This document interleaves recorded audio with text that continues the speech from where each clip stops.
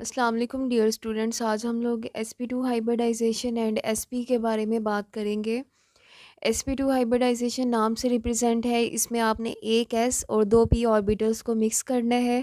अब total 3 orbital आपके पास mix up हो रहे हैं, तो इसके नतीजे में आपके पास जो हाइब्रिड ऑर्बिटल्स बनेंगे वो भी कितने हैं, 3 हैं। हाइब्रिडाइजेशन की डिफ़ाइन आपने क्या पढ़ी थी, ऐसा प्रोसेस जिसमें डिफरेंट ऑर्बिटल्स जिनकी शेप डिफरेंट है, एनर्जी डिफरेंट है, जब इंटरमिक्स होते हैं, इंटरमिक्स होने के बाद न्यू ऑर्बिटल्स बनते हैं जिनकी शेप भी सेम होती है, जिनकी एनर्जी भी सेम होती है। sp2 के केस में आपके पास एंगल होता है 120। आगे इसकी डायग्राम आपके पास कैसी होती है, ये एस एस आपके पास एक स्फेरिकल शेप है, 2px एंड 2py ये तीनों मिक्सअप होंगे। मिक्सअप होने के बाद आपके पास 3 sp2 बनेंगे, एंगल 120 होगा और इस तीनों एक ही प्लेन में होंगे और इसलिए इसका नाम है ट्राइगोनल प्लेनर, इसको बोलते हैं, ये सिंपल प्लेनर भी बोल देते हैं। आगे आपके पास sp2 की जो एग्ज़ाम्पल है वो है इथीन मॉलिक्यूल। इथीन ईन आ रहा है, मतलब डबल बॉन्ड होगा CH2 डबल बॉन्ड CH2। सबसे पहले हम कार्बन के अकॉर्डिंग इसके इलेक्ट्रॉनिक कन्फिग्रेशन लिखेंगे। ये कन्फिग्रेशन एक कार्बन के अकॉर्डिंग है, दूसरे कार्बन की भी सेम वैसे ही होगी। आपके पास है सबसे पहले कार्बन अगर ग्राउंड स्टेट में है, नॉर्मल कंडीशन में प्रेजेंट है, 1s में 2 जाते हैं, 2s में 2 और 2px 2py में सिंगल सिंगल स्पिन के साथ जाएगा।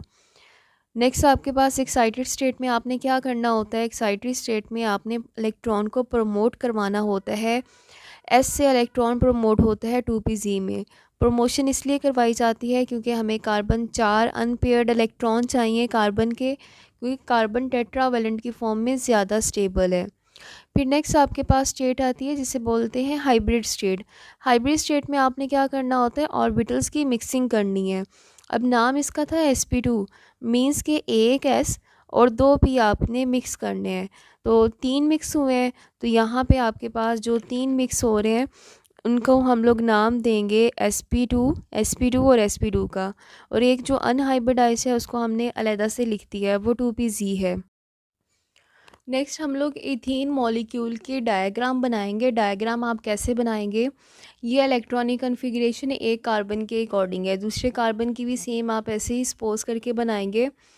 हमारे पास जो कार्बन है, कार्बन नंबर 1 जिसे बोला है हमने, इसके 3 हाइब्रिड ऑर्बिटल पॉसिबल हैं, तो आपने इसके 3 कॉर्नर्स पे लगा दिए, 2 आउटवर्ड लगा दिए, एक यहाँ पे सेंटर में आ रहा है। और हमारे पास ये जो कार्बन है, कार्बन के साथ आपके पास 2 हाइड्रोजन भी अटैच हैं, तो ये स्फेरिकल फॉर्म में आपने हाइड्रोजन भी लगा दिए। एक इलेक्ट्रॉन हाइड्रोजन का है, एक इलेक्ट्रॉन कार्बन के हाइब्रिड ऑर्बिटल का है। सेम इसी तरीके से हम दूसरे कार्बन का लगाएंगे। दूसरे कार्बन के भी 3 sp2 हाइब्रिड ऑर्बिटल्स होंगे, उनको भी 2 आपने कॉर्नर्स पे लगा दिए, एक सेंटर में लगा दिए। और इस कार्बन के साथ भी आपके पास 2 हाइड्रोजन मौजूद हैं, तो आपने हाइड्रोजन भी यहाँ पे लगा दिए हैं। ठीक है, अब ये जो 2pz ऑर्बिटल है ये अनहाइब्रिडाइज्ड फॉर्म में है, ये परपेंडिकुलर आएगा। अब जब हमारे पास सिग्मा बॉन्ड बन रहा होता है कार्बन कार्बन के दरमियान, तो सिग्मा बॉन्ड की वजह से ये जो अनहाइब्रिडाइज्ड ऑर्बिटल हैं ये ओवरलैप कर जाते हैं। ठीक है, अब हमने ऑर्बिटल्स को नाम देना है। इस कार्बन का जो ऑर्बिटल है इसका नाम होगा sp2s, और नेक्स्ट वाले का नाम भी आपके पास क्या है, sp2s है। और आपके पास हर कार्बन के ये जो 2 sp2 हैं, इस कार्बन की बात करें या आप इस कार्बन की बात करते हैं, दोनों के sp2 ऑर्बिटल्स जो हैं ये ओवरलैप करते हैं 1s हाइड्रोजन के साथ। तो आपके पास टोटल 4 सिग्मा बॉन्ड बनते हैं sp2s की ओवरलैपिंग से। 2 यहाँ पे सिग्मा बॉन्ड बन रहे हैं, 2 आपके पास यहाँ पे सिग्मा बॉन्ड बनेंगे, और एक सिग्मा बॉन्ड बनेगा आपके पास जब sp2 ओवरलैप करता है, यानी हमारे पास इथीन के मॉलिक्यूल में टोटल 5 सिग्मा बॉन्ड बनते हैं। और एक आपके पास कौन सा बॉन्ड बनता है, पाई बॉन्ड बनता है, जो साइड वाइज ओवरलैपिंग से बनेगा।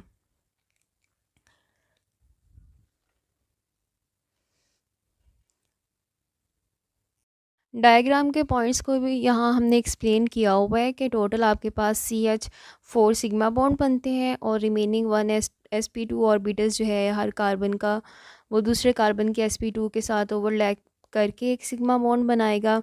वो कार्बन कार्बन सिग्मा बॉन्ड बनता है। नेक्स्ट आपके पास है पाई बॉन्ड। कैसे बनता है कि सिग्मा बॉन्ड की वजह से हमारे पास कार्बन एटम एक दूसरे के करीब आते हैं। अनहाइब्रिडाइज्ड 2pz जो हैं दोनों कार्बन एटम्स के वो ओवरलैप कर जाएंगे, तो हाफ इलेक्ट्रॉनिक क्लाउड जो है पाई ऑर्बिटल का ऊपर बनेगा और हाफ क्या बनता है, बिलो बनता है। नेक्स्ट आपके पास टाइप है sp हाइब्रिडाइजेशन। नाम से रिप्रेजेंट इसमें आपने एक s और एक p को मिक्स करना है, जिसके नतीजे में आपके पास दो sp बनेंगे। ये आपके पास स्फेरिकल फॉर्म में एस शो हो रहा है और पी डम्बल शेप है px। इसकी आपने ओवरलैपिंग की तो हमारे पास एंगल बनता है 180 और शेप जो होती है sp हाइब्रिड ऑर्बिटल की वो लीनियर शेप होती है। तो अगेन वही काम, कार्बन की इलेक्ट्रॉनिक कन्फिग्रेशन लिखें। फर्स्ट ग्राउंड स्टेट है, नेक्स्ट आपके पास कौन सी है, एक्साइटेड स्टेट है। नेक्स्ट हम लोग बनाएंगे हाइब्रिड स्टेट। हाइब्रिड स्टेट में क्या है, नाम था sp, यानी आपके पास एक s और एक p मिक्स होगा। ये जो इनर शेल है 1s ये बॉन्डिंग में पार्टिसिपेट नहीं करते हैं, तो दो आपके पास हाइब्रिड ऑर्बिटल बनते हैं और 2py और 2pz ये अनहाइब्रिडाइज फॉर्म में वैसे ही मौजूद होते हैं। अब आपने क्या करना है, अब आपने बनानी है इसकी डायग्राम। डायग्राम के लिए देखें आपके पास एग्जांपल है CH triple bond CH। In triple bond CH के अंदर आपके पास sp हाइब्रिडाइजेशन पाई जाती है। एक कार्बन की कन्फिग्रेशन आपको शो कर दी है, दूसरे की भी सेम वैसी ही होगी। कार्बन के देखें, अगर इसे हम फर्स्ट कार्बन काउंट करते हैं तो इसके दो sp थे, एक आपने लीनियर फॉर्म में लगा देने हैं इनको। दूसरे कार्बन के भी सेम ऐसे ही sp होंगे, उसको भी आपने लीनियर फॉर्म में लगा दिया है। अब हर कार्बन के कॉर्नर पे आपके पास एक एक हाइड्रोजन मौजूद है, तो वो जो आउटसाइड पे आपके पास हाइब्रिड ऑर्बिटल है वहाँ पे आप क्या करेंगे, हाइड्रोजन हाइड्रोजन लगा देंगे।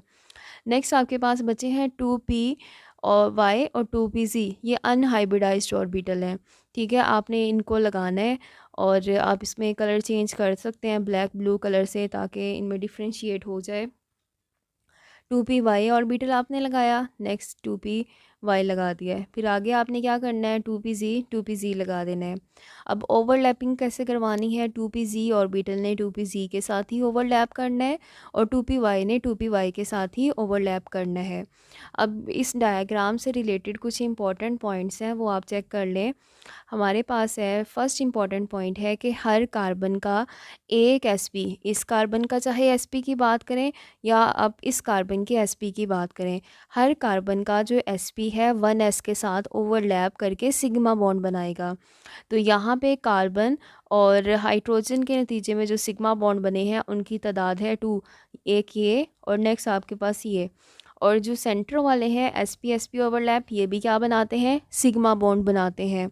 अब सिग्मा बॉन्ड की वजह से ये दोनों बॉन्ड एक दूसरे के करीब आ जाते हैं, जिसकी वजह से ये जो अनहाइब्रिडाइज py है और अनहाइब्रिडाइज pz है ये ओवरलैप करेंगे।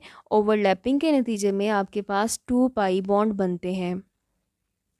ठीक है, ये आपके पास 1sp of each carbon overlap 2CH sigma bond बनेंगे और ये किसके साथ बनते हैं, 1s हाइड्रोजन के साथ, और रिमेनिंग 1sp जो है दोनों कार्बन का वो मिलके कार्बन कार्बन सिग्मा बॉन्ड बनाएगा। सिग्मा बॉन्ड की वजह से ये क्लोज़र आएंगे, पाई बॉन्ड की फॉर्मेशन होगी। अब हमारे पास इस केस में, इथाइन के केस में, कार्बन कार्बन की जो बॉन्ड लेंथ होती है वो काफ़ी ज़्यादा शॉर्टर होती है। अब इसकी बॉन्ड लेंथ क्यों शॉर्टर होती है, क्योंकि इसमें पाई बॉन्ड है, दो पाई बॉन्ड हैं और दो पाई बॉन्ड की वजह से कार्बन कार्बन का जो डिस्टेंस है वो कम हो जाता है। और ये शॉर्टनिंग ऑफ बॉन्ड जो है वो रिस्पॉन्सिबल है, उसका कौन रिस्पॉन्सिबल है, पाई बॉन्ड। MCQ के लिए याद रखें।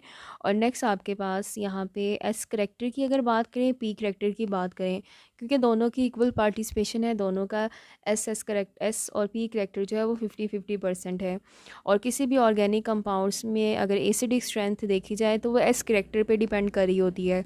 अगर आप तीनों का कंपैरिजन करें sp3 sp2 sp के, इनमें से एसिडिक स्ट्रेंथ इथीन इथाइन और मीथेन किसकी ज़्यादा होगी, तो आंसर होना चाहिए इथाइन वाले जो हैं इनके अंदर एसिडिक हाइड्रोजन पाया जाता है, वो किस वजह से, एस करेक्टर ज़्यादा होने की वजह से।